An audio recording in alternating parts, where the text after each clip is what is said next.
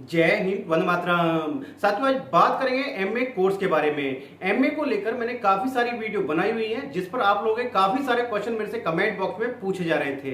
तो आज की इस वीडियो में एमए को लेकर मैं आपको कंप्लीट इंफॉर्मेशन देने वाला हूं। आप लोगों के जितने भी क्वेश्चन हैं एमए को लेकर, उन सब का आंसर आपको आज की इस वीडियो में मिलने वाला है। जैसे एमए हमें रेगुलर करना चाहिए, डिस्टेंस से करें, प्राइवेट से करें, हम गवर्नमेंट जॉब में हैं तो क्या हमें एमए करना चाहिए, एमए करने के क्या क्या फायदे हैं, एमए किस सब्जेक्ट से करें। तो आपके एमए को लेकर जितने भी क्वेश्चंस हैं उन सब का आंसर आपको आज की इस वीडियो में मिलने वाला है। तो वीडियो में अंत तक बने रहिएगा और यदि आप चैनल पर पहली बार आए तो चैनल जो सब्सक्राइब कर लीजिएगा, बेल आइकन को प्रेस कर लीजिएगा, क्योंकि मैं आपके लिए इसी तरीके की इंफॉर्मेशन वीडियो लाता रहता हूं। तो साथियों, बात करते हैं एमए कोर्स के बारे में। एमए आपका एक 2 साल का ट्रेडिशनल कोर्स होता है जिसको आप ग्रेजुएशन के बाद करते हैं। ये आपकी एक मास्टर डिग्री है। अब इसको करने के लिए आपने ऐसा नहीं है कि बीए किया है।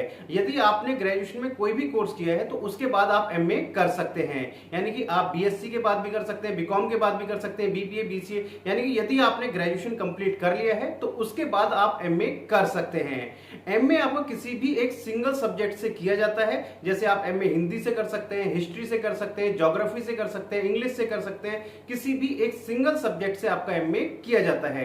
एमए आप अपना किसी भी मोड में कर सकते हैं, रेगुलर, प्राइवेट और डिस्टेंस।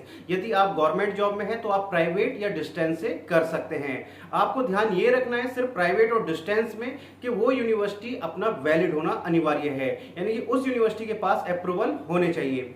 इससे आगे बात करें साथियों, क्या प्राइवेट और डिस्टेंस की जो वैल्यू है गवर्नमेंट में मान्य होगी या नहीं होगी, जो डिग्री होगी।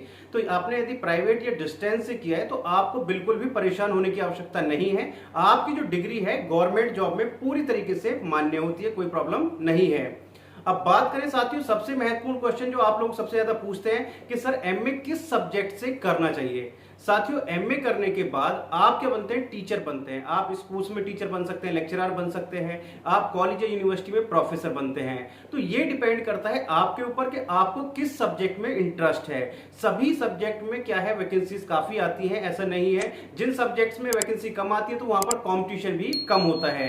तो आप जिस सब्जेक्ट में आपका इंटरेस्ट है ये आपके ऊपर डिपेंड करेगा। आपका इंटरेस्ट इंग्लिश में है, अब मैं आपसे कहूं कि आप हिंदी से एमए कर लीजिए। आपका इंटरेस्ट है ज्योग्राफी में, मैं आपसे कहूं हिस्ट्री से आप कर लीजिए। तो आप उस सब्जेक्ट का, जिस सब्जेक्ट में आपका इंटरेस्ट है उसी सब्जेक्ट के आप क्या बनेंगे, स्कूल में लेक्चरर बनेंगे, उसी सब्जेक्ट से आप क्या बनेंगे, प्रोफेसर बनेंगे।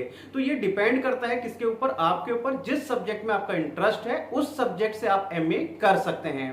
अब बात करें साथियों एमए करने के क्या क्या फायदे हैं। साथियों, एमए करने के बाद आप पोस्ट ग्रेजुएट हो जाते हैं। एमए करने के बाद में आप क्या कर सकते हैं, पीजीटी के फॉर्म भर सकते हैं। यानी कि जो आपके स्कूल में लेक्चरर होते हैं, जैसे आपको हिंदी का बनना है, इंग्लिश का बनना है, हिस्ट्री का, ज्योग्राफी का, तो उसके लिए आप एलिजिबल हो जाते हैं। तो उसके लिए आप अप्लाई कर सकते हैं। एमए करने के बाद आप यूजीसी नेट का एग्जाम दे सकते हैं। यूजीसी नेट का एग्जाम यदि आपका क्लियर हो जाता है तो आप कॉलेज या यूनिवर्सिटी में एज असिस्टेंट प्रोफेसर पढ़ा सकते हैं। और यदि आपका यूजीसी नेट में अच्छा स्कोर आ जाता है तो आपको मिल जाता है जेआरएफ, जूनियर रिसर्च फेलोशिप, जिससे आप क्या कर सकते हैं, किसी भी सेंट्रल गवर्नमेंट यूनिवर्सिटी से पीएचडी कर सकते हैं। आपको अच्छा खासा अमाउंट गवर्नमेंट की तरफ से दिया जाता है। लगभग 5 साल तक ये अमाउंट आपको दिया जाता है और लगभग 25 लाख रुपए तक आपको ये अमाउंट दिया जाता है। अब डायरेक्ट एमए के बाद आप क्या कर सकते हैं, पीएचडी भी कर सकते हैं। पहले आपको एमफिल करना पड़ता था, लेकिन अब आप डायरेक्ट एमए के बाद क्या कर सकते हैं, पीएचडी कर सकते हैं। अब कुछ बच्चे पूछते हैं कि सर क्या एमए के बाद में हम जो बीएड करना अनिवार्य होगा यदि हमको टीचर बनना है। तो ऐसा बिल्कुल भी नहीं है। यदि आपको कॉलेज या यूनिवर्सिटी में प्रोफेसर बनना है या पीजीटी के लिए, आपका मैक्सिमम स्टेट में क्या किया हुआ है कि बीएड को कंपलसरी नहीं किया हुआ है। अगर आपने बीएड भी नहीं किया है तो भी आप पीजीटी के लिए एलिजिबल होते हैं। अब बात करें साथियों कि एमए करने के लिए फीस कितनी लगती है। तो साथियों, एमए एक ट्रेडिशनल कोर्स है, इसमें आपका ज्यादा फीस नहीं लगती है। यदि आप रेगुलर भी करेंगे, डिस्टेंस से, प्राइवेट से, तो इसमें ज्यादा फीस नहीं लगती है। अगर ऑन एन एवरेज की फीस की हम बात करें तो 6,000 रुपए से लेकर आपका 15,000 रुपए पर ईयर तक की फीस हो सकती है। इससे ज्यादा फीस आपकी इसमें नहीं होती है, तो इसमें फीस ज्यादा नहीं होती है। ये कोर्स आप कर सकते हैं। अब बात करेंगे साथियों एमए करें या बीएड करें। साथियों, दोनों ही कोर्स आपका टीचिंग के लिए होते हैं, लेकिन याद रखिएगा एमए आपका, एमए यदि आप कंप्लीट कर लेते हैं तो आप पोस्ट ग्रेजुएट हो जाते हैं। यदि आप बीएड करते हैं तो बीएड करने के बाद आप पोस्ट ग्रेजुएट नहीं होते हैं, और बीएड करने के बाद आप 10th क्लास तक के टीचर बन सकते हैं। तो मैं आपको यही एडवाइस करता हूं कि यदि आपको टीचिंग लाइन में जाना है तो आप बीएड भी कीजिए और आप एमए भी कीजिए। बीएड आप अपना रेगुलर करिए और आप एमए अपना जरूर करिए। एमए आप डिस्टेंस से, प्राइवेट से आप कर सकते हैं और दोनों ही डिग्री आपकी पूरी तरीके से मान्य होगी।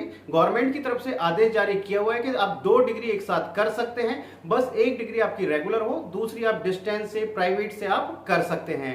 तो यदि आपका टीचर बनने का सपना है, आपको टीचिंग लाइन में जाना है, कॉलेज यूनिवर्सिटी में प्रोफेसर बनना है या आपको स्कूल में लेक्चरर बनना है, तो मैं आपको यही एडवाइस करूंगा कि आप बीएड भी आप जरूर करें, क्योंकि बीएड में आपको टीचिंग से लेकर के बहुत सारी स्किल्स सिखाई जाती हैं। तो बीएड भी आप जरूर करें। तो साथियों, आई थिंक आपके जितने भी डाउट हैं वो सब क्लियर हो गए होंगे। यदि आपको वीडियो इंफॉर्मेटिव लगी है तो अपने दोस्तों में शेयर करना मत भूलिएगा और एक अपना प्यारा सा कमेंट करना मत भूलिएगा, क्योंकि आपकी तरफ से मेरे लिए मोटिवेशन यही होता है। तो चलिए साथियों, मिलते हैं आपसे नेक्स्ट वीडियो कुछ नई इंफॉर्मेशन के साथ। तब तक के लिए जय हिंद, जय भारत।